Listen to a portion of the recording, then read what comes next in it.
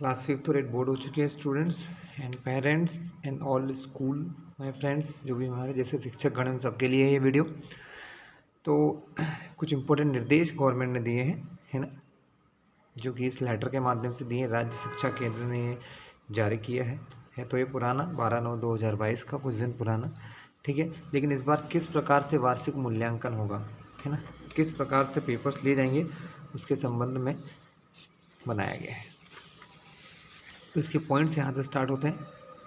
पहला पॉइंट क्या है कि राज्य शिक्षा केंद्र के निर्देशानुसार जिला शिक्षा अधिकारी के नेतृत्व में परीक्षाएं संपादित कराई जाएंगी। मतलब हमारे जो एनुअल एग्ज़ाम है वो जिला शिक्षा अधिकारी उसके मेन हेड होंगे, वो इन सबको देखेंगे। हर जिले के लिए एक बैठक व्यवस्था यानी जिला परीक्षा समिति गठन करेंगे और वही सारे निर्णय लेंगे। परीक्षा योजना में मार्क्स किस प्रकार से होंगे? इसी के साथ बच्चों परीक्षा योजना इस प्रकार है कि जो वार्षिक परीक्षा होगी लिखित, उसके 60 नंबर आपको मिलेंगे। 20 मार्क्स का आपको प्रोजेक्ट मिलेगा और जो 20 मार्क्स हैं बच्चों, क्योंकि हम हमेशा परसेंट 100 में से निकालते हैं, तो 20 नंबर जो आप अभी अर्धवार्षिक के पेपर चल रहे हैं इसके नंबरों में से 20 नंबर उसमें जुड़ेंगे, ठीक है। तो 20% हिस्सा हमारा अर्धवार्षिक का भी है, इसलिए इस परीक्षा को भी ध्यान से दीजिएगा आप लोग। अभी अर्धवार्षिक परीक्षा के बारे में दिया है तो ये तो मैं पहले ही वीडियो बना चुका हूँ अर्धवार्षिक परीक्षा के ऊपर, कि गवर्नमेंट ने जो ब्लूप्रिंट दिया है उस ब्लूप्रिंट के आधार पर पेपर कराए जा रहे हैं, ठीक है। अगर आपको अर्धवार्षिक परीक्षा की जानकारी चाहिए तो हमारा एक अलग से वीडियो बना है, आप उसको देख सकते हैं जाके। अब बात करते हैं वार्षिक परीक्षा की। वार्षिक परीक्षा हेतु क्लास वाइज और सब्जेक्ट वाइज, क्लास के हिसाब से और सब्जेक्ट के हिसाब से जो सिलेबस आना है, जो पाठ्यक्रम निर्धारित किया है वो हमको, और इसके बाद कुछ PDF आएंगे, इस पर भी वीडियो बना दिए जाएंगे। और लर्निंग आउटकम्स के हिसाब से क्वेश्चन होंगे। इस लर्निंग आउटकम्स का मतलब ये है बच्चों कि क्वेश्चन जरूरी नहीं जो किताब के पीछे दिखे वही आएंगे, ठीक है, वो अलग से भी आ सकते हैं बुक के अंदर से भी, इसलिए पढ़ाई थोड़ी अच्छे से कीजिएगा, ठीक है। और किस किस सब्जेक्ट की आपको पढ़ाई करना है वो भी ज़रा ध्यान से देख लीजिएगा। कक्षा 5वीं में बच्चों हिंदी, अंग्रेजी, मराठी, उर्दू ये प्रथम भाषा है, मतलब मेन सब्जेक्ट आपका, जिसको विशिष्ट कहते हैं, मेन सब्जेक्ट, स्पेशल। दूसरी भाषा सामान्य है, सामान्य अंग्रेजी, है ना, सामान्य हिंदी, ठीक है। ये सिर्फ सामान्य हिंदी अंग्रेजी मीडियम के बच्चों के लिए होती है, और अंग्रेजी सामान्य हिंदी जो है वो अंग्रेजी माध्यम के लिए, और सामान्य अंग्रेजी हिंदी मीडियम के बच्चों के लिए होती है। इसके अलावा अतिरिक्त भाषा भी होती है, ठीक है, जो आप लेना चाहें, मराठी, उर्दू, ये सब भाषाएं, या कोई भी फॉरेन लैंग्वेज भी इसमें पढ़ सकते हैं, ठीक है। इसके अलावा मैथ्स और पर्यावरण यानी मैथ्स और EVS ये भी होते हैं। मार्क्स का वही है 60 और 20, 60 मार्क्स का पेपर आएगा, 20 मार्क्स का प्रोजेक्ट मिलेगा, ठीक है। इसके अलावा और क्या है, इंग्लिश मीडियम के जो बच्चे हैं उनको सेकेंड लैंग्वेज के रूप में हिंदी पढ़ना ही है, जनरल हिंदी पढ़ना ही होता है, ठीक है।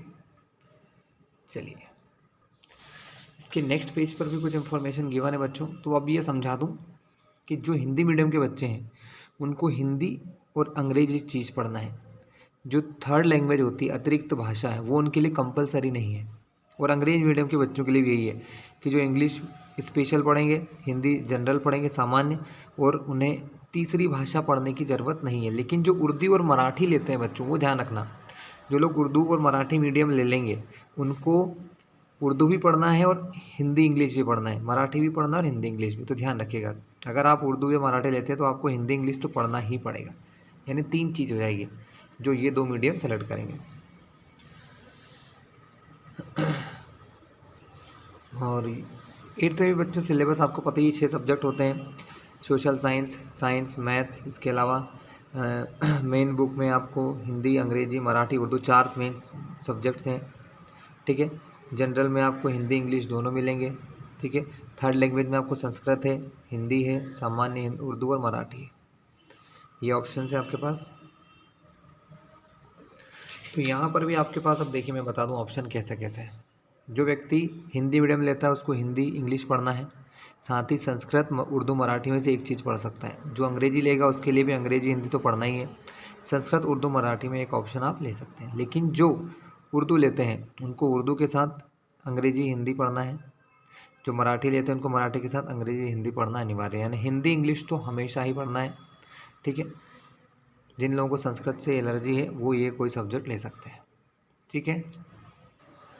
और ये जो पेज अब मैं बताने जा रहा हूँ ये सबसे इम्पोर्टेंट पेज है बच्चों इस वीडियो का, ठीक है।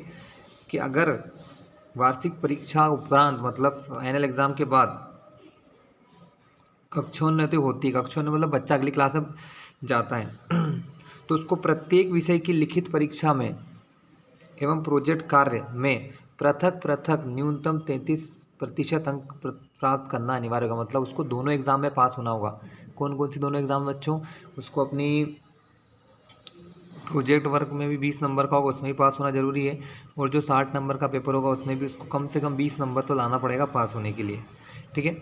प्रत्येक विषय के बाह्य एवं आंतरिक मूल्यांकन में न्यूनतम अहंकारी अंक प्राप्त नहीं करने वाले परीक्षार्थी को परीक्षाफल घोषणा के उपरांत अनुत्तीर्ण विषयों में, मतलब जो बच्चों को सप्लीमेंट्री आ जाती है, कुछ विषय में फेल हो गए, ठीक है, उनको 2 माह की कालावधि मतलब समय में फिर से सप्लीमेंट्री पेपर देना है, ठीक है।